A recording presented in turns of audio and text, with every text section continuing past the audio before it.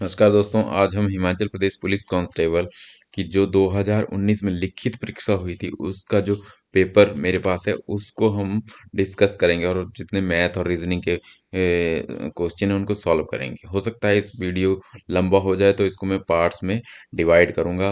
पहले मैं कोशिश करूंगा कि वीडियो 15 मिनट से ज़्यादा लंबा ना हो। जब भी 15 मिनट हो जाएगा तो मैं उस वीडियो को वहीं स्टॉप कर लूंगा और जो अगले वाले जितने भी क्वेश्चन है उनको मैं अगले वाले वीडियो में लेके आऊंगा। तो शुरू करते हैं आज का टॉपिक। एक मिनट, ये पीडीएफ है मेरे पास, इसको मैं बड़ी कर लेता हूँ। पहला पहला है, software such as Explorer and Firefox are also called as, या हिंदी में लिखा है एक्सप्लोरर और फायरफॉक्स जैसे सॉफ्टवेयर को डैश भी कहते हैं। तो इनको ब्राउज़र कहते हैं। जो भी सॉफ्टवेयर हैं जैसे एक्सप्लोरर है और फायरफॉक्स, इंटरनेट एक्सप्लोरर की बात कर रहे हैं, क्रोम है, ये सारे के सारे ब्राउज़र हैं। इनके थ्रू हम इंटरनेट को एक्सेस करते हैं, चाहे लैपटॉप पे करेंगे, चाहे मोबाइल में करेंगे या टैबलेट में करेंगे। जहाँ भी हम ब्राउज़र यूज़ करेंगे, ब्राउज़र ब्राउज़र को यूज़ करके इंटरनेट यूज़ करेंगे, वो फायरफॉक्स, इंटरनेट एक्सप्लोरर या क्रोम है, वो सारे के सारे ब्राउज़र हैं। तो इसका आंसर होगा पहले का सी। अच्छा, दूसरा प्रश्न है, during diving the gas use for breathing is a mixture of oxygen and dash. तो ये लिखा है, हिंदी में पढ़ लेता हूँ मैं। इसके ऑप्शन पहले देख लेते हैं इंग्लिश में ही। नाइट्रोजन एंड हीलियम, फिर हीलियम अकेली है, आर्गन है, फिर कार्बन डाइऑक्साइड है। तो हिंदी में है, गोताखोरी में श्वसन के लिए जो गैस प्रयुक्त होती है उसमें ऑक्सीजन और डैश का समावेश होता है। समावेश का मतलब मिक्सचर। तो ऑक्सीजन के अलावा और कौन सी गैस होती है? वो होती है ऑप्शन ए, इसका राइट आंसर है नाइट्रोजन एंड हीलियम। ये तो थी जो आम गोताखोरी है जो नदियों में या किसी उसमें। लेकिन अगर हम ओशियन की जो डीप डाइविंग होती है उसमें हम हाइड्रोक्स यूज करते हैं। हाइड्रोक्स ऑक्सीजन और हाइड्रोजन का मिक्सचर होता है। वो जब डीप डाइविंग हम ओशियन में करते हैं तो उसके लिए हाइड्रोजन यूज होती है, ये आपने याद रखना है। अगला प्रश्न है, junk email is also called as. इनको जंक ईमेल, जंक है जो हमें ऐसे ही फालतू की ईमेल्स हमारे ईमेल इनबॉक्स में आती रहती है। इनबॉक्स में या वो हमारा जो ईमेल का सॉफ्टवेयर है, जैसे ये जीमेल आप यूज़ करते होंगे, तो वो ऑटोमेटिकली उनको स्पैम फोल्डर या जंक फोल्डर में में रख देते हैं। तो उनको क्या बोलते हैं?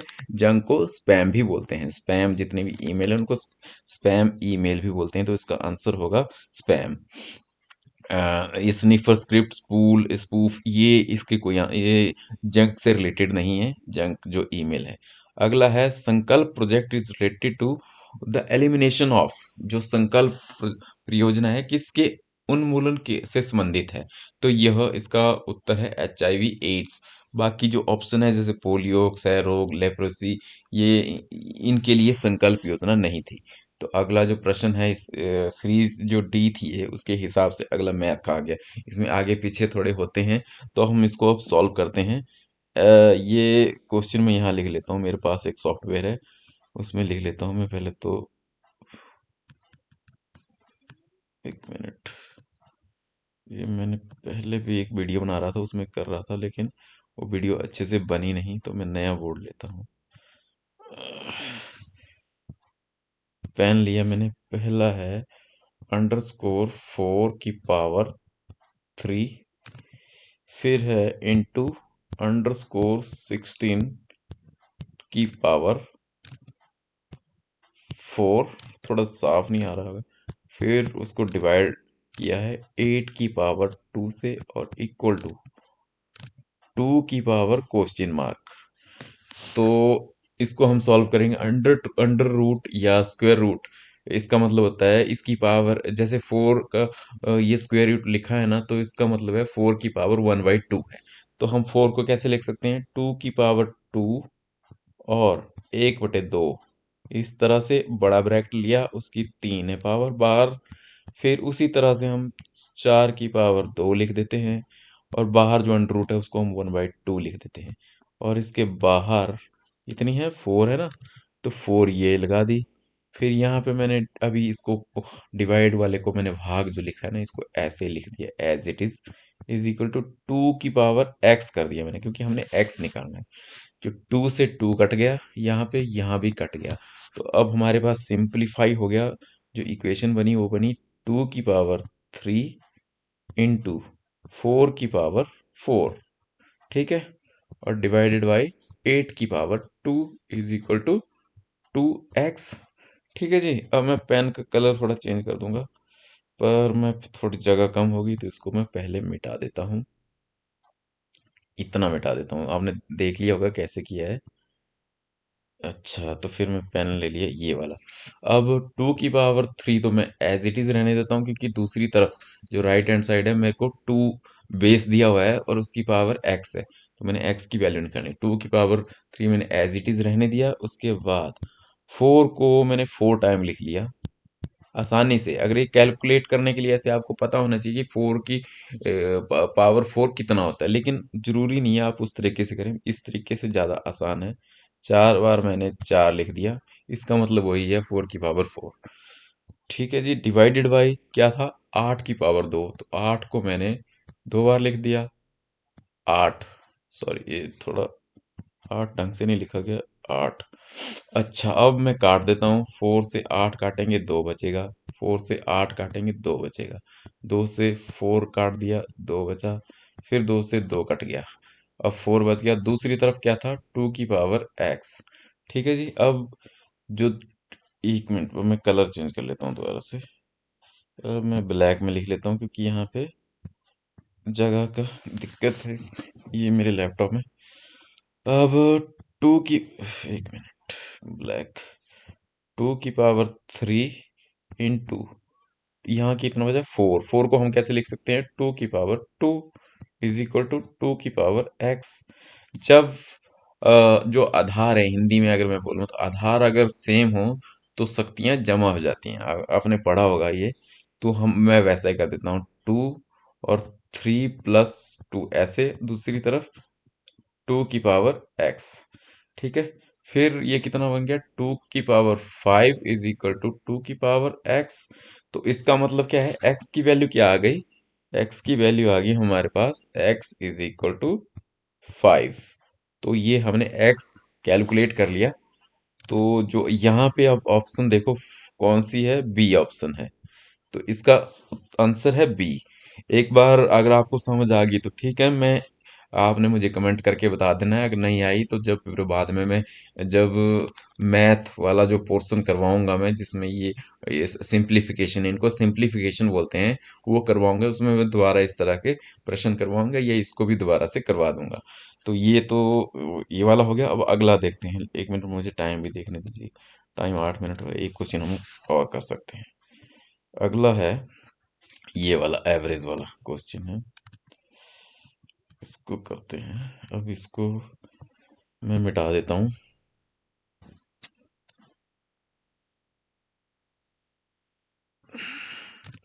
अगला है the average of Ram's 5 different scores in the test is 46.5. It was learnt later his two scores were written as 40 in place of 38 and 32 in place of 36. What is his correct average? और हिंदी में है, राम की 5 अलग परीक्षाओं का औसत 46.5 है। बाद में यह ज्ञात हुआ कि उसके दो स्कोर 38 की जगह 40 लिखा गया और 36 की जगह 32 लिखा गया, तो उसका सही औसत क्या है। तो हमें राम ने 5 टेस्ट दिए। एक मिनट, राम ने 5 टेस्ट दिया और उनकी एवरेज कितनी है, 46.5। अब हमने क्या करना है, टोटल देख लेते हैं भी उसने 5 टेस्ट में कितने नंबर लिए, तो उसको हम क्या करेंगे, 5 है तो 5 से गुणा कर देंगे। ठीक है। इसके लिए मैं कैलकुलेटर यूज कर लूंगा। आपने कैलकुलेटर यूज नहीं करना, क्योंकि जल्दी थोड़ा टाइम सेव करने के लिए। कैलकुलेटर, एक कैलकुलेटर, कैलकुलेटर में मैंने 46.5 ये तो ऐसे आना चाहिए, लेकिन यार एक कैसे 46 लिखना था, मैंने 46.5 लिखना था।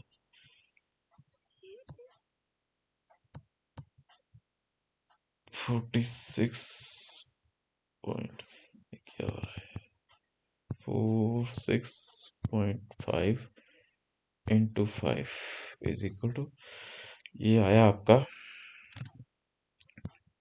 232.5। ठीक है जी। पर बाद में पता चला कि राम ने पेपर दिया था, उसमें एक जगह 38 की जगह 40 लिखा गया। तो 38 की जगह 40 लिखा गया मतलब ज्यादा लिखा गया, तो हमने -2 कर देना है। फिर उसके बाद वो रहा है 36 की जगह 32 लिखा गया, मतलब 4 कम लिखे गए, तो हमने +4 भी कर देना है। देखो ये लिखा ना यहाँ पे, 38 की जगह 40 और 36 की जगह 32 लिखा गया। तो जो 38 था, तो कुल अंक में से 2 कम हो गए, और फिर कुल अंक में से 4 बढ़ गए। तो कुल कितने बढ़े, वैसे 2 ही बढ़े। तो 2 बढ़ गए तो कितना बन गया, 3, 234.5। ये उसके 5 जो उसने टेस्ट दिए राम ने, उसमें आया। तो एवरेज क्या होती है, जितने उसने टेस्ट दिए और जितने उसने कुल अंक उन सभी टेस्ट में लिए, उनको उतने से डिवाइड कर देते हैं जितने टेस्ट दिए। तो ये 5 से अब हमने इसको डिवाइड करना है, 5 से डिवाइड करना, तो फिर मैं कैलकुलेटर यूज कर रहा हूँ। लेकिन इस बार मैं 232 को नहीं, 234.5 को 5 से डिवाइड करूंगा। तो कितना आया, 46.9। जो नई असली सही एवरेज है उसकी, वो 46.9 बनी, करेक्ट एवरेज। यही हमसे पूछा था, तो हमने अब यहाँ पे, ये इसका आंसर है बी। आपने ध्यान रखना है, बी इसका आंसर है। जो छठे क्वेश्चन का आंसर क्या था, बी। तो इस तरह से हमने 2 प्रश्न सॉल्व कर लिए। अब देखते हैं, अगर टाइम बचा है तो हम अगला भी कर लेते हैं। चलो अभी कर लेते हैं अगला। अगला प्रश्न है, ए completes a piece of work in 12 days, B is 20% more efficient than A। और फिर उसके बाद अगली स्टेटमेंट है, C completes the same work taking 6 more days than B। What will be the time taken by B and C jointly to complete the work। ये English में मैं ऐसे पढ़ लेता हूँ, कई लोग वो इंग्लिश मीडियम के हैं उनके लिए, लेकिन मैं इसको हिंदी में ही करवाऊंगा, क्योंकि मुझे लगता है ज़्यादातर लोग हिंदी मीडियम के ही होंगे। तो ये हिंदी में मैं दोबारा पढ़ लेता हूँ। हम मैं इसमें जब मैथ होता है उसमें आपने कभी भी ऑप्शन नहीं देखने हैं। उसमें अगर आपको पता है ना भी कैसे करना है, तो हमेशा आपने जो क्वेश्चन है उसको करना है अटेम्प्ट, और जब भी जो आंसर आएगा उसके बाद देखना है कि वो ऑप्शन में कौन सा है। तो यहाँ लिखा है, ए एक कार्य को 12 दिन में पूरा करता है, बी 20% ज्यादा कुशल है ए से। अगर सी उसी कार्य को बी से 6 ज्यादा दिनों में करता है, तो बी और सी को मिलकर कार्य खत्म करने में कितने दिन लगेंगे। जब भी एक कार्य और कार्य से संबंधित या वर्क से संबंधित जब भी प्रश्न आए, तो हमने हमेशा एक दिन का काम निकालना है। जैसे ये बोल रहा है ना, ए, इसको मैं मिटा लेता हूँ पहले तो, पुराने वाले को। पहला है, ए बोल रहा है ए कार्य को 12 दिन में पूरा करता है, तो इसका मतलब एक दिन में ए कितना काम करेगा, एक दिन का निकाल रहा हूं मैं, कितना करेगा, 1/12। ठीक है जी। अब बी कितना करेगा, बी उससे 20% ज्यादा कर रहा है, तो बी का क्या करेंगे, 1/12 प्लस 20% ऑफ 1/12। ठीक है जी। अब 1/12, सॉरी 1 मिनट गड़बड़ी हो गई थोड़ी, यहाँ पे 12 लिखना है, हाँ जी। 20% आई है ना, ऐसे 20%। अब हमने बी का निकालना है, भी बी कितने में करता है। तो ये 0 से 0 कट गई, यहाँ से इसको काटा, कितना बना, 12, और इसको 5 से गुणा किया तो कितना बन गया, 60 बन गया। तो ये जो बी के लिए है, इसको मैं थोड़ा मिटा देता हूँ, ए के लिए हमें याद ही रखना पड़ेगा कि ए के लिए कितना है। पहले बी के लिए निकाल लेते हैं। अब बी का जो बना उसको हम आगे लिखते हैं, ऊपर लिख रहा हूँ मैं क्योंकि जगह नहीं है। Equal to 1/12 plus 1/60।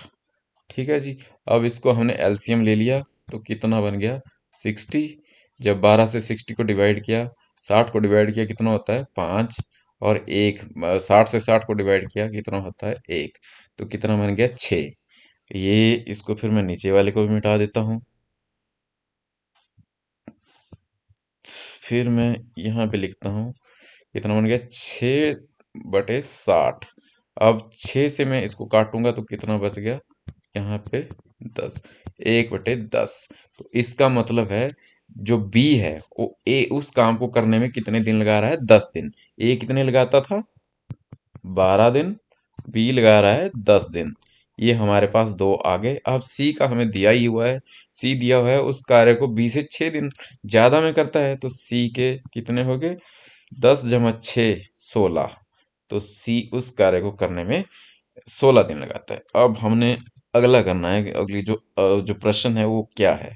अब प्रश्न में बोल रहा है बी और सी मिलकर कार्य खत्म करने में कितना समय लगाएंगे। उसको सॉल्व करने के लिए मैं इसको मिटा देता हूँ। बी और सी का एक दिन का कार्य कितना होगा बताइए भला।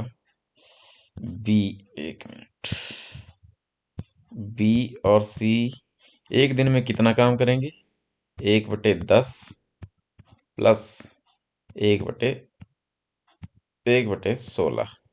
ठीक है जी। अब यहाँ पे मैंने इसको कर दिया कितना बना 160। ठीक है जी 160, और इसको जो मैंने एलसीएम लिया उसके हिसाब से ये 26 बन रहा है।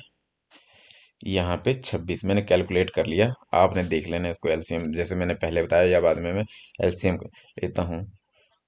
तो इसको फिर मैंने काट दिया, यहाँ पे 13 बचा, 2 से काटा यहाँ पे 80 बचा। तो एक दिन में बी और सी 13/80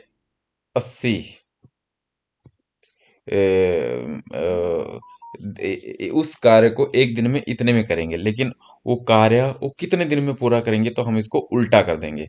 तो उल्टा करेंगे तो कितना बना यहाँ पे, जैसे मैंने पहले बोला था ना एक दिन, अगर ए उस काम को करने में 12 दिन लगाता है तो एक दिन में कितना कार्य करता है 1/12।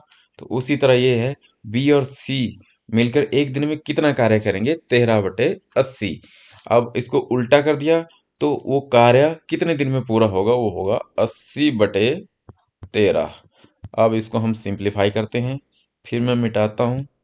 यहाँ पे जगह की कमी है क्योंकि ये बोर्ड है और मैं हाथ से लिख रहा हूँ लैपटॉप में। तो मैं अब और कलर की पेंसिल लेता हूँ।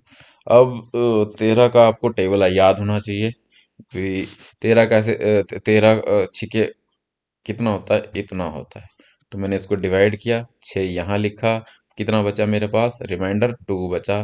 तो ये ऐसे, ये इसका आंसर है।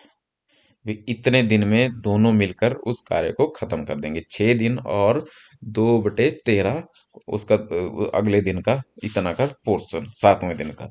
तो अब देखते हैं इसका आंसर कौन सा है। इसका आंसर है डी।